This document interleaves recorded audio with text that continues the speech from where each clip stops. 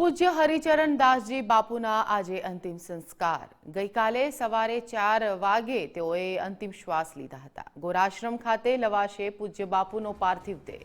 નર્મદા નદીના ઘાટ પર સવારે 9 કલાકે આજે સવારે 9 કલાકે અંતિમ સંસ્કાર કરાશે। પૂજ્ય હરિચરણ દાસજી બાપુની પાલકી યાત્રા યોજાનાર છે। મોટી સંખ્યામાં ગુરુભાઈઓ અને હરિભક્તો જેમાં જોડાયા છે। સૌરાષ્ટ્રભરમાંથી ગુરુભાઈઓ અંતિમ વિધિમાં જોડાશે। તમામ તૈયારીઓ તેના માટે કરી દેવામાં આવી છે। પૂજ્ય હરિચરણ દાસજીની અંતિમ યાત્રામાં જોડાવા માટે દૂર દૂરથી આખા ગુજરાતભરથી ખાસ કરીને સૌરાષ્ટ્રભરથી અહીંયા ભક્તો આવી રહ્યા છે।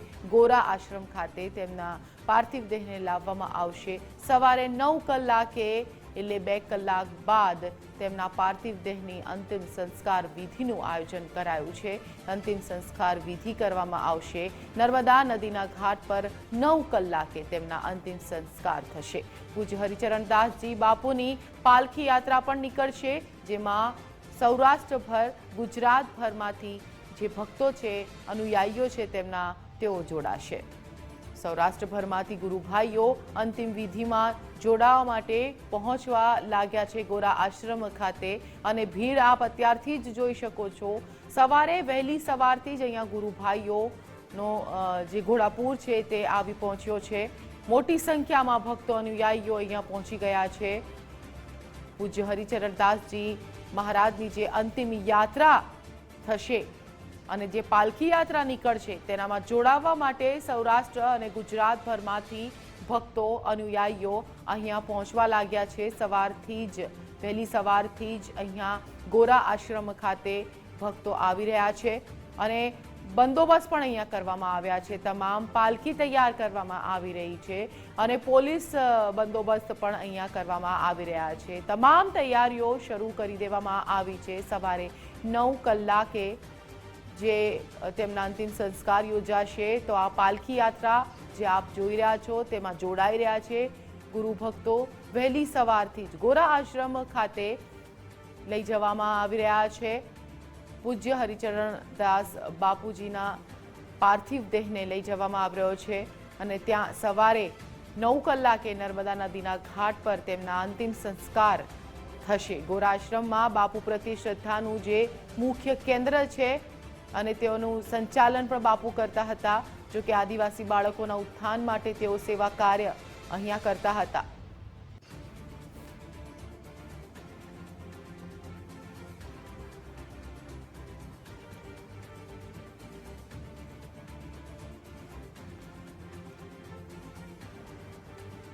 તો અમારી સાથે અમારા સંવાદદાતા જોડાયા છે અમિત, વાત કરશું એમની સાથે। અમિત, હાલ કેવી છે તૈયારીઓ અને કેટલી મોટી સંખ્યામાં અહીંયા ભક્તો આવી પહોંચ્યા છે?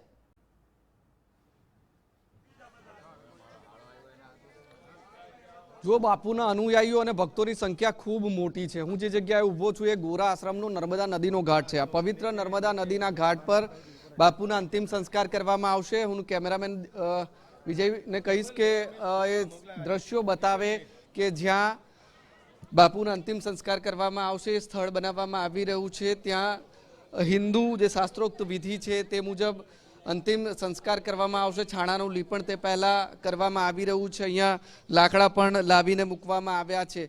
સંપૂર્ણ જે પવિત્ર વિધિ છે તે મુજબ બાપુના અંતિમ સંસ્કાર કરવામાં આવશે અને નર્મદા નદીનો ઘાટ અંતિમ ક્રિયા માટે ખૂબ પવિત્ર માનવામાં આવે છે અને એટલા માટે જ નર્મદા નદીના ઘાટે જ્યારે બાપુ વસ્યા હતા, આશ્રમ અહીંયા વસાવ્યો હતો અને ખૂબ મોટી સંખ્યામાં લાખોની સંખ્યામાં એ શ્રદ્ધા અને વિશ્વાસ બાપુએ पैदा કર્યો છે તેમનામાં।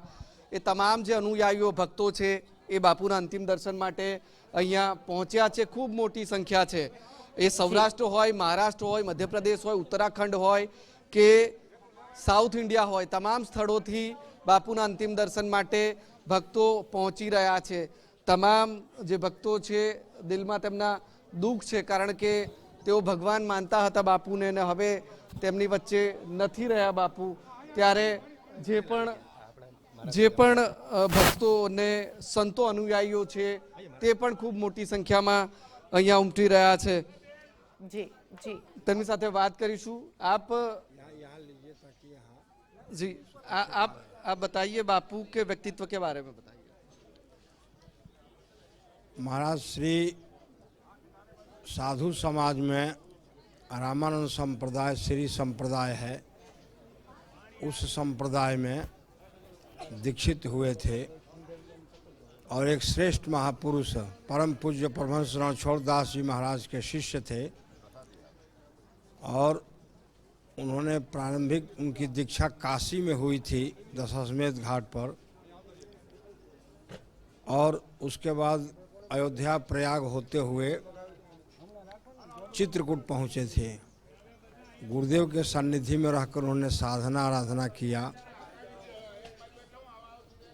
गुरुदेव की बड़ी कृपा उनके ऊपर रही।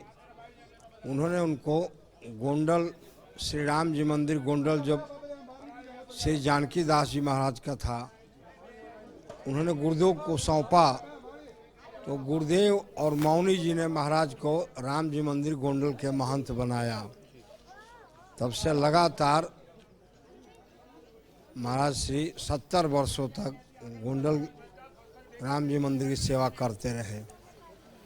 गोंडल से ही उन्होंने अयोध्या, काशी, ऋषिकेश, कर्णप्रयाग, पांडुकेश्वर, गोरा, इंदौर इत्यादि स्थानों में स्थान बना और सर्वत्र साधु सेवा, आए गए जो भूखे हैं उनकी सेवा, जो वहाँ विग्रह भगवान है उनकी सेवा जीवन भर करते रहे।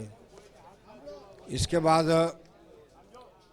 प्रत्येक वर्ष नेत्र शिविर का आयोजन करके अलग अलग स्थानों पर जिनको ज़रूरत है आँखों के ऑपरेशन का, वो सेवा होती रही। आप तो बरसों से उनके साथ जुड़े हुए हैं, मैं ये जानना चाहूँगा ये कितना बड़ा नुकसान है बापू का देह स्वरूप में उपस्थित नहीं होना, अभी उनके हम सबके बीच से जाना, कितना बड़ा नुकसान मानते हैं? अब वो एक महापुरुष थे, उनका स्थान तो कोई नहीं ले सकता है, लेकिन उनके जितने अनुयायी है, विरक्त महात्मा और सदगृहस्थ, सब लोग प्रयास करेंगे कि उनके उस जो पूर्ति शक्ति है, जो रिक्त स्थान हुआ है, हम उसको पूर्ति करें, उनके जो कृति रही उसको बनाए रखें। वैसे उनके बराबर नहीं ही कोई हो सकता है। બાપુનું જે રીતનું વ્યક્તિત્વ હતો તેમની ખોટ પૂરાય તેવી નથી। તેમના જે સાથી સંતો છે, અનુયાયીઓ છે, તેમની સાથે જોડાયેલા વ્યક્તિઓ છે, તેમની આ લાગણી છે, પરંતુ તેવું કહેવા માગે છે કે તેમના જે સત્કાર્યો છે, સમાજ સેવાના કાર્યો છે, તેમના થકી બાપુના કાર્યોને, બાપુના વ્યક્તિત્વને તેઓ જીવંત રાખશે। અને ગોરાઘાટ પર આજે તૈયારીઓ આપ જોઈ શકો છો, તમામ જે ભક્તો, અનુયાયીઓ, હરિભક્તો અને સંતો પણ ઉપસ્થિત છે બાપુના અંતિમ દર્શન કરવા માટે, બાપુના અંતિમ સંસ્કાર માટે તમામ ખૂબ મોટી સંખ્યામાં ઉમટ્યા છે અને હવે અંતિમ તૈયારીઓ ચાલી રહી છે। લગભગ 9 વાગ્યાની આસપાસ અંતિમ વિધિ પણ અહીંયા શરૂ થઈ જશે અને તેને લઈને તમામ જે હરિભક્તો છે।